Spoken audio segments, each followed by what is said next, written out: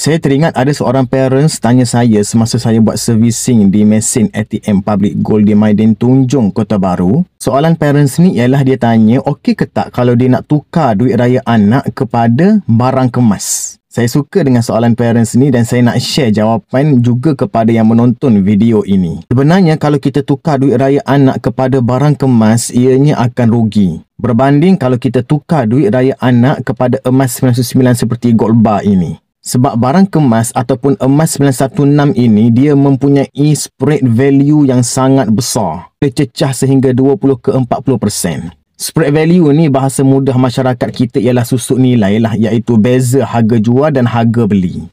Bila spread value tu tinggi, dia nak untung dengan kita beli emas tu dia ambil masa. Berbanding kalau emas 99 seperti gold bar ini, kalau di public gold spread value ni cuma 6 ke 9% sahaja.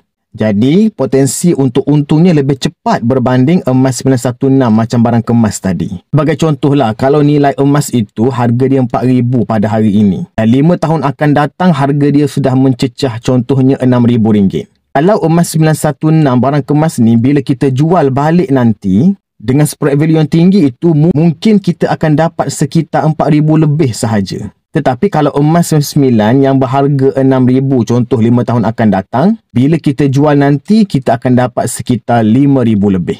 Jadi pilih kita nak untung cepat ke untung lambat. Sebab itulah lebih berbaloi kita tukar duit raya anak kepada emas 99. Satu lagi anak-anak khususnya kecil-kecil itu tak pandai lagi lah nak simpan emas macam ni kan. Sebab itulah di Public Gold ada akaun emas Gap Junior. Mana akaun emas Gap Junior ni ialah platform untuk kita menabung gram emas untuk anak-anak kita.